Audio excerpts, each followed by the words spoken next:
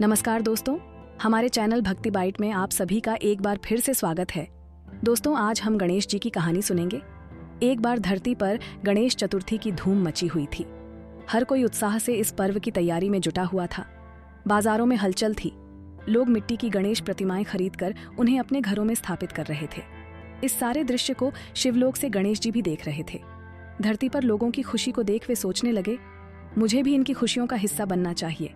एक काम करता हूँ, धरती पर घूमने जाता हूँ और देखता हूँ कि मेरे जन्मदिन की तैयारियां कैसी चल रही हैं। यह सोचकर गणेश जी एक बालक का रूप धारण कर धरती पर आ गए। उन्होंने देखा कि हर ओर लोग गणेश चतुर्थी की तैयारियों में व्यस्त थे।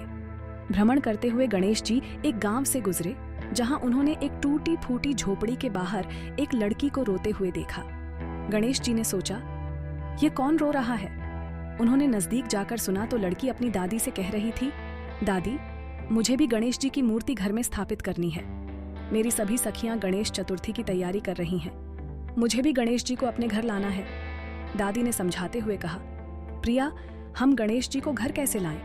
हमारे पास तो 2 वक्त के खाने के पैसे भी नहीं हैं। यदि हम गणेश जी को लाएंगे तो उन्हें अच्छे पकवान और मिठाई खिलानी होगी, लेकिन हमारे पास इतना कुछ नहीं है।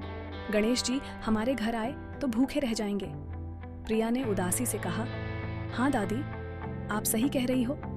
हम गणेश जी को हमारे जैसा साधारण खाना कैसे खिला सकते हैं? गणेश जी, जो सब सुन रहे थे, सोचने लगे, मेरे ये भक्त कितने भोले हैं। इन्हें लगता है कि मैं भोग चढ़ावे से प्रसन्न होता हूँ, जबकि मैं तो भक्तों के सच्चे भाव से प्रसन्न होता हूँ। मुझे इनकी मदद करनी चाहिए। तभी गणेश जी बालक के रूप में प्रकट हुए और बोले, मैया, मेरा नाम गणेशा है। मेरे पास कोई घर नहीं है। क्या मैं कुछ दिनों के लिए आपके साथ रह सकता हूँ? शारदा, प्रिया की दादी ने सोचा, यह बालक कितना मासूम है, मैं इसे कैसे मना कर दूं? उसने कहा, तुम हमारे घर रह सकते हो बेटा। बालक गणेश ने कहा, मैया, आप गणेश चतुर्थी की तैयारी क्यों नहीं कर रही हैं? शारदा ने उदासी से कहा, हमारे पास इतने पैसे नहीं हैं कि हम गणेश जी की मूर्ति खरीद सकें। गणेश जी ने मुस्कुराते हुए कहा, आप चिंता मत कीजिए। गणेश जी अपने भक्तों के भाव को देखते हैं, धन दौलत को नहीं। आप घर की सफाई करिए, मैं मूर्ति और पूजा का सामान लेकर आता हूँ। गणेश जी ने अपने दिव्य शक्तियों से गणेश जी की मिट्टी की मूर्ति और पूजा सामग्री उत्पन्न की और उन्हें शारदा और प्रिया को सौंपा। दोनों बहुत खुश हुईं और उन्होंने पूरे उत्साह से गणेश जी की मूर्ति स्थापित की। गणेश जी ने कुछ दिन शारदा और प्रिया के घर में बिताए। पूजा के सारे सामान का भी प्रबंध किया।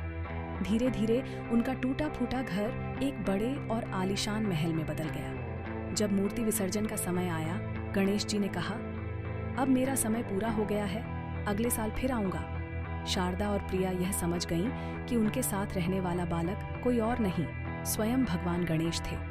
उनकी आंखों में आंसू थे, लेकिन मन में संतोष कि भगवान गणेश ने उनकी सारी परेशानियां दूर कर दी। अब उनके जीवन में खुशहाली लौट आई थी और हर साल वे गणेश चतुर्थी बड़े धूमधाम से मनाने लगी। आपको यह कहानी कैसी लगी, कृपया कमेंट बॉक्स में इसे साझा करें और हमारे चैनल भक्ति बाइट को सब्सक्राइब करना ना भूलें। धन्यवाद।